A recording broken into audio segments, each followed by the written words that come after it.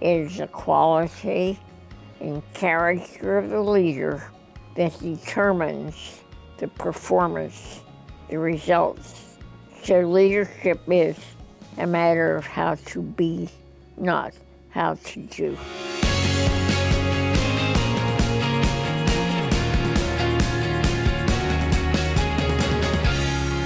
To say that it's an honor to be here would be a massive understatement. So thank you very much on the day before Thanksgiving for giving us some time. I'm curious as we get going, an estimate. How many interviews on leadership have you done during your career? Perfect answer. I have no idea how many interviews on leadership. Everyone has been exciting, Mm-hmm. and I've been honored to do them. And I've tried to be as forthright as I can be. Yeah, it is a pleasure to be here. And maybe the easiest place to start, how do you define the concept of leadership? I've worked over the years, and this definition stays with me. Leadership is a matter of how to be, not how to do. You and I spend most of our lives learning how to do and teach other people how to do, yet in the end we know it is the quality and character of the leader that determines the performance, the results. So leadership is a matter of how to be, not how to do. Under that umbrella, is that a function of your head or your heart? Is that something that you think consciously about, or is that just something, kind of the school of thought that you're born They're with that inextricably together. connected? There's no division at all. It's your head, it's your heart. Yes. Together. If you had to identify, and I know you've done this on many things that I've had the honor to watch, if you had to reflect upon the first time in your life that you identified leadership, you said, that's leadership. Do you remember what that was, or any event from your life where you just said, that is how to be? Well, you have to go way, way back in time. I lived in Johnstown, Pennsylvania, big coal, big steel, big labor town.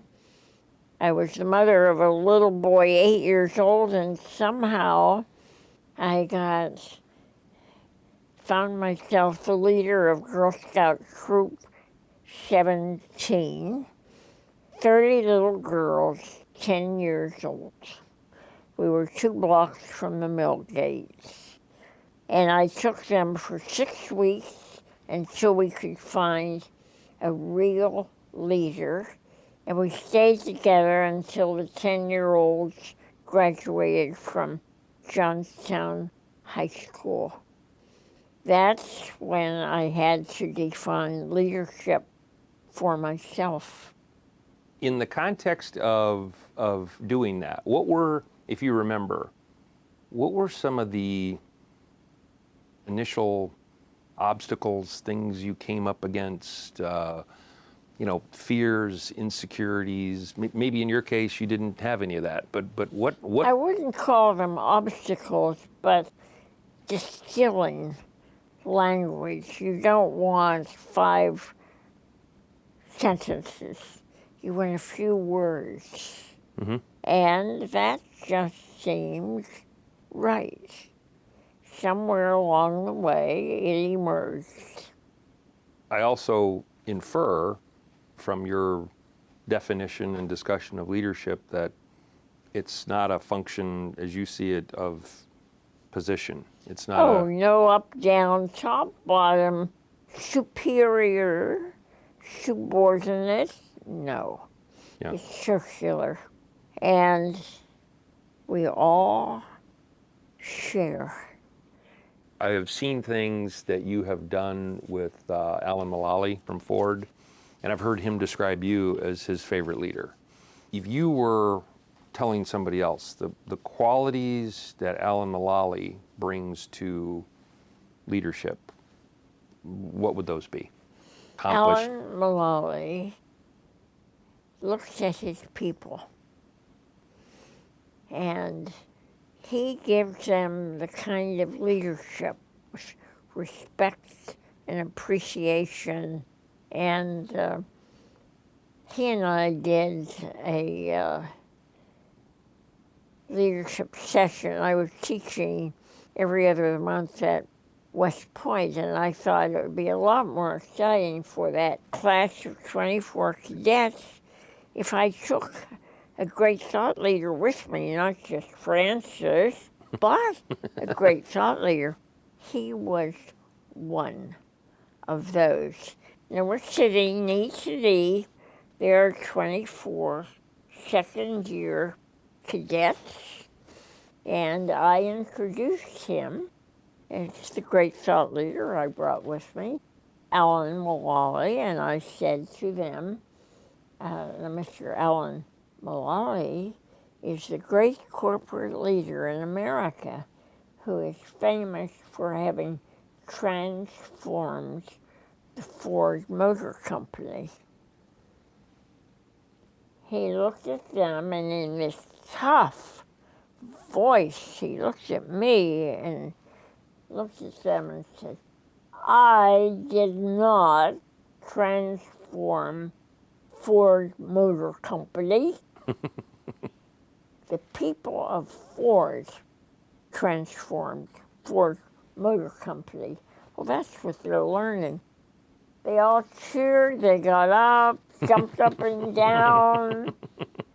I sat there totally diminished. But that was what he said. I did not. It was the people. Yeah. Of course, that's what they wanted to hear. Yeah.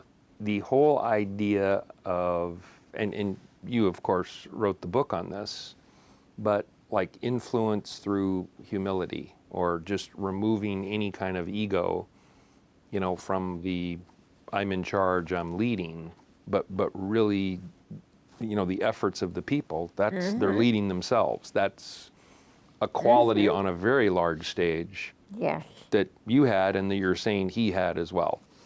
And still has. Yeah. Just so inspiring to be with. Oh, yeah. Yeah. Yes. Absolutely. Other people, other leaders that you think are forefront that we should be paying more attention to, either in, business or politics or the military or... Well, I truly believe, and I use this in speeches, since the beginning of our country, there have been two institutions that have sustained the democracy. One, the public school, public education, and the United States Army. Go back, think about the beginning of our country.